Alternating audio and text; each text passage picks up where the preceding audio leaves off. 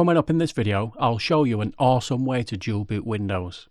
I'll install Windows to a single file instead of a traditional partition, which means it's super easy to get full system backups, transfer an OS to a new PC, and dual boot between different installations of Windows.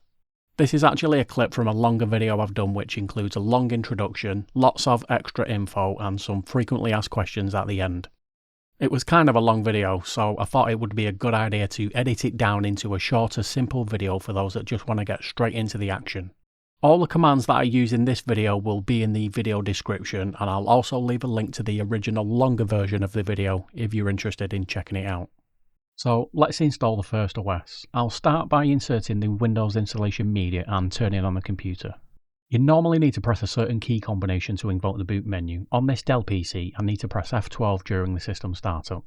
This differs by manufacturer, but here are some common ones. I'm going to be installing Windows 11 Pro as my first operating system, so I've inserted the Windows 11 installation media into the PC. As I mentioned earlier, if you don't already have your installation media, you can create it for free by going to Microsoft's website. So I've booted into the Windows Setup program. Before I install my first OS, I first need to format the main hard disk and make it bootable.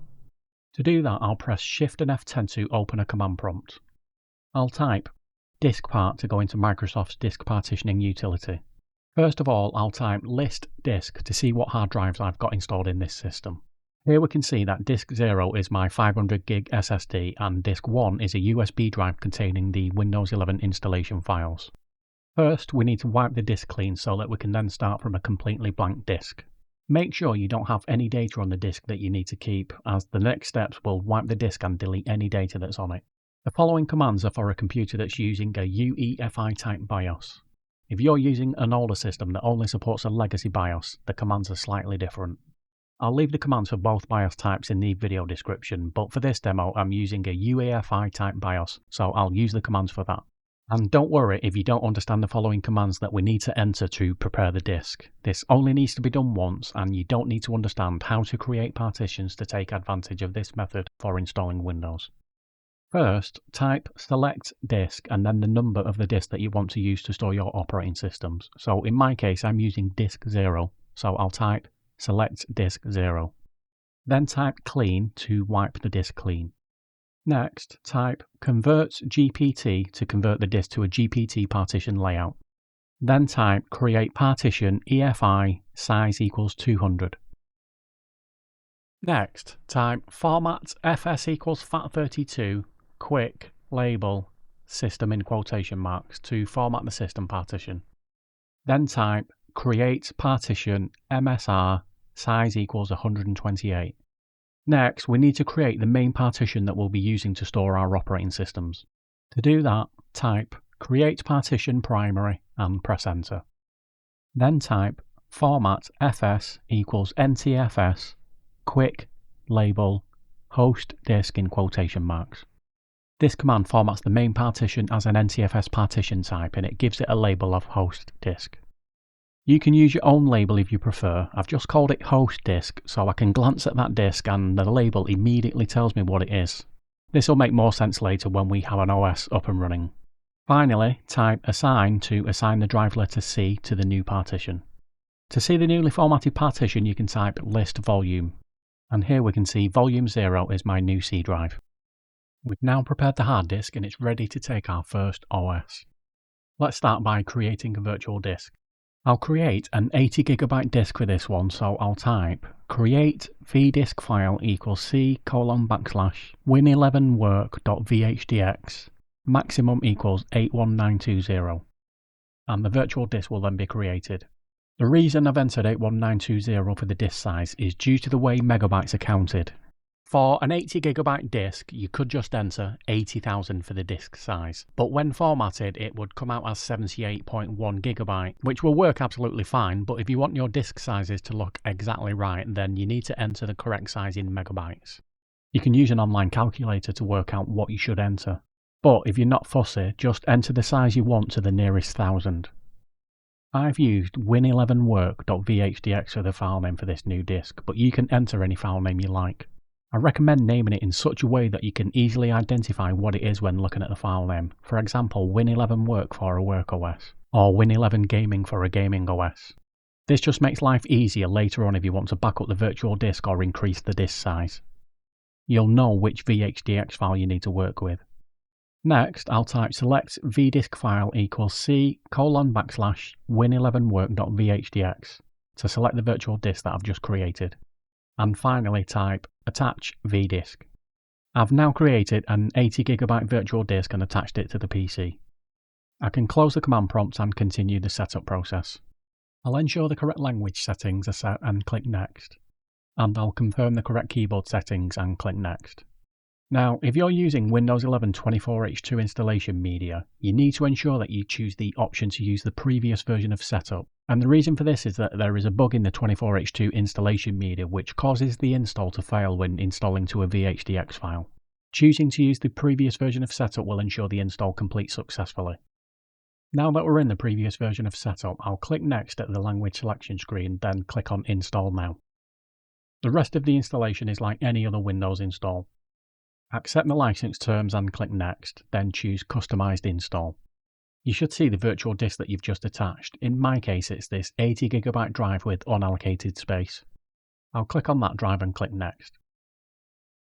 Windows 11 will then install to that virtual disk. The system will reboot and go through its out-of-box experience just like it would if you was installing it to a normal disk partition.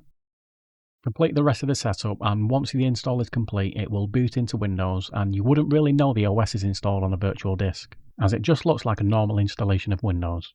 If we look in File Explorer you can see the C drive which looks just like a traditional install on a physical disk. But we can also see we have a D drive which is the actual physical disk in the system. This is the one I named host disk earlier, and if we take a look inside it we can see the Win11 Work virtual disk that we just created and installed Windows 11 onto. So far it's not a huge improvement over installing Windows using the traditional method, but the real advantages happen when you install additional operating systems that you can then switch between. So let's go ahead and install another operating system to turn this into a dual boot system. This time I'll install Windows 10 and this will be for my gaming setup, so I'll reboot the PC and boot from my Windows 10 installation media. At the Windows setup screen, press Shift and F10 to get to a command prompt and then go into Diskpart. We don't need to format the disk this time as we already did that earlier when installing the first OS. So all we need to do this time is to create a new virtual disk for our Windows 10 install. Firstly type list volume to get a list of volumes. And we can see my physical disk partition called host disk has the drive letter C currently assigned to it. So I'll create a new virtual disk by typing create vdisk file equals c:\win10gaming.vhdx maximum equals 81920. Again, I've created an 80GB disk for this one, but you can choose your own size. You just need to have enough disk space available on the physical disk to store your new virtual disk. For example, if your physical disk was 500GB, you wouldn't be able to create a virtual disk that is 600GB, as obviously this wouldn't fit on a 500GB drive. Having said that, it is possible to create a dynamic disk where the disk starts really small and grows as you add data to it. If you're not sure how big to make the disk, I would recommend starting off small, as you can easily increase the disk size at any time if you decide you need more disk space. You can't make them smaller though. Take into consideration that you need about 40GB for a Windows OS, plus you need to factor in future Windows updates and any additional software and data that you'll install on that drive. So I think 80GB is a good starting point which you can increase later without having to lose any data or reinstall the operating system. Next, type select vdisk file equals c:\win10gaming.vhdx and finally type attach vdisk. We can then close the command prompts and continue through the Windows setup program. Again, we need to choose the custom install and I can see the new virtual disk with unallocated space. So I'll select that one and click Next. The rest of the install will then continue as normal. On the first reboot, you'll be greeted with a Microsoft Boot menu which is known as the Windows Boot Manager. You can actually revert this back to a legacy text-based boot menu if you prefer. You'll see a list of all the current operating systems installed, and the last one installed will always become the default OS and will be listed at the top. There's a countdown timer where if you don't choose an option, once the timer reaches 0 it will automatically boot into the default OS, or you can manually choose the OS to load by selecting it with the mouse or arrow keys. We can click on change defaults or choose other options, and you can change the countdown timer and choose between 5 minutes, 30 seconds or 5 seconds. And we can customize this time further once you've booted into an OS. We can also change the default operating system here, so whichever OS is the default one, that's the one that will load when the timer reaches 0 if no selection is made. We've also got some other options where you can choose to boot from another device or troubleshoot your PC. Let's go ahead and boot into the new Windows 10 OS that I've just installed. Once you've booted into an OS, you can make changes to the boot menu from there as well. Open a run prompt by pressing the Windows key and R. Then type sysdm.cpl to open the System Properties box. Then click on the Advanced tab, and under Startup and Recovery click on Settings. You can see all the current operating systems that are installed. I only have 2 right now, but any that I add later will also appear here. You can select which OS you want to be the default OS, and you can also change the countdown timer. This time you can specify your own number of seconds, anywhere from 0 to 999. Setting this number to 0 will mean that the boot menu is bypassed and the default operating system will immediately boot. But you can change this at any time by coming back to this system setting. Okay, that's it for this demo. Subscribe to the channel to get more videos like this one, and if you enjoyed this video, drop a like and let me know what you think in the comments. See you in the next one.